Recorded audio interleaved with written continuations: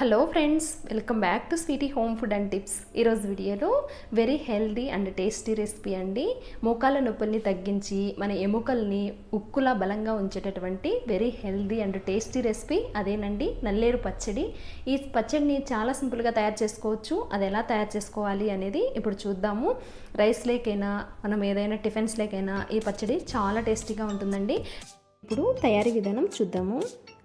First ముందుగా మనం pan పెట్టుకొని ఆయిల్ వేసుకొని లేత నల్లేరు కాడలు ఉంటాయి కదా, వాటిని మనము బాగా వాష్ చేసుకొని ఆయిల్లో బాగా ఈ విధంగా వేయించుకోవాలి. నేను యాక్చువల్గా వీడియో చేయాలి అనుకోలేదు, లేదంటే ఈ క్లీనింగ్ ప్రాసెస్ కూడా చూపించిండేదాన్ని, కాబట్టి కొంచెం వేగిన తర్వాత వీడియో తీశాను. బాగా నల్లేరు కాడలన్నీ కూడా బాగా వేగిన తర్వాత ఒక ప్లేట్లోకి తీసి పక్కన పెట్టుకోండి. తర్వాత మళ్ళీ ప్యాన్ పెట్టుకొని అందులోకి కొద్దిగా ఎండుమిరపకాయలని వేసి వాటిని కూడా కాస్త వేయించుకొని తీసుకోవాలి. ఈ విధంగా వేగిపోవాలన్నమాట. ఇప్పుడు ఈ ఎండుమిరపకాయలని కూడా మనము ప్లేట్లోకి తీసుకొని పక్కన పెట్టుకోవాలి. ఆ తర్వాత వచ్చేసి మళ్ళీ ప్యాన్ పెట్టుకొని అందులోకి కొద్దిగా ఆయిల్ వేసుకొని ఒక మీడియం సైజు టమాటోని కట్ చేసుకొని వేసుకొని టమాటో కూడా ఈ విధంగా మెత్తబడే వరకు వేయించుకోవాలి. ఈ విధంగా మెత్తబడ్డాక ఈ టమాటాలని కూడా ఒక ప్లేట్లోకి తీసి పక్కన పెట్టుకోవాలి. ఆ తర్వాత మళ్ళీ ప్యాన్ పెట్టుకొని అందులోకి కొద్దిగా జీలకర్ర మెంతులు వేసుకోవాలి. వీటిని కూడా కాస్త వేయించుకొని తీసుకోవాలన్నమాట. ఇవి కూడా కొంచెం వేగిన తర్వాత వీటిని కూడా ప్లేట్లోకి తీసుకోవాలి. తర్వాత కొద్దిగా మనము చింతపండు నానబెట్టుకొని ఉంచుకోవాలి. ముందుగానే ఇలా నానబెట్టుకొని తీసుకున్నాను. తర్వాత మీరు మిక్సీలో అయినా గ్రైండ్ చేసుకోవచ్చు, లేదు అంటే రోటిలో అయినా దంచుకోవచ్చు. ఇక్కడైతే రోట్లో దంచుకుంటున్నానండి.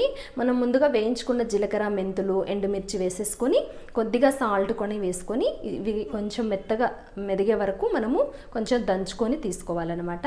ఈ విధంగా బాగా ఎండుమిరపకాయలంతా కూడా బాగా దంచుకున్నాక ఇప్పుడు ఇందులోకి వేయించి పెట్టుకున్నటువంటి నల్లేరు కాడల్ని కూడా వేసేసుకోవాలి. ఈ నల్లేరు కాడలు లేతవి తీసుకోవాలండి, బాగా ఆయిల్లో వేయించుకోవాలి. బాగా వేయించుకోకపోతే మనకి చట్నీ అనేది టేస్టీగా ఉండదన్నమాట. ఆయిల్ కొంచెం ఎక్కువగా వేసుకొని ఒక 2-3 టేబుల్ స్పూన్లు ఈ నల్లేరు ముక్కల్ని బాగా వేయించుకోవాలి. తర్వాత ఇలా దంచుకున్న తర్వాత వేయించుకున్న టమాటోస్ కూడా వేసేసుకొని వీటిని కూడా బాగా దంచుకోవాలి. ఇలా దంచేసుకోవాలి. ఆ తర్వాత వచ్చేసి ఇందులోకి కొంచెం చింతపండు నానబెట్టుకొని ఉంచుకున్నాం కదా, ఆ చింతపండు కూడా వేసేసుకొని మనం కొంచెం అలా దంచుకుంటే సరిపోతుంది. తర్వాత వచ్చేసి ఇందులోకి ఒక 3 లేదా 4 దాకా వెల్లుల్లి రెబ్బలు పొట్టు తీసుకొని వేసుకోవాలి. ఇప్పుడు వీటిని కూడా కొంచెం అలా మెరిగే వరకు అలా దంచుకుంటే సరిపోతుంది. ఇక్కడైతే చట్నీ అయితే రెడీ అయిపోయిందండి. చాలా టేస్టీగా ఉంటుంది, అలాగే చాలా హెల్దీ కూడా. మీరు కూడా తప్పకుండా ట్రై చేయండి. ఇప్పుడు బజార్లో కూడా నల్లేరు అయితే దొరుకుతుందండి. ఇప్పుడు ఉప్పు కారం సరిపోయిందో లేదో ఒకసారి చెక్ చేసుకోండి. ఇక్కడైతే చట్నీలకి అన్నీ సరిపోయాయండి. ఇప్పుడు మనము ఒక కప్పులోకి తీసేసుకొని దీనికి పోపు పెట్టుకోవడమే అనమాట. పోపు కూడా చాలా సింపుల్గా ప్యాన్లో కొంచెం ఆయిల్ వేసుకొని ఆవాలు కొంచెం కరివేపాకు వేసుకొని పోపు పెట్టేసుకుంటే సరిపోతుందనమాట. చాలా టేస్టీగా ఉంటుందండి. మీరు కూడా తప్పకుండా ట్రై చేయండి. అలాగే దగ్గు వస్తూ ఉంటుంది కదా, ఆ దగ్గు నుండి కూడా ఉపశమనాన్ని పొందొచ్చు ఈ చట్నీ తినడం వల్ల. ఓకే ఫ్రెండ్స్, మీకు ఈ వీడియో నచ్చింటే వీడియో లైక్ చేయండి. Okay friends, by. Thanks for watching.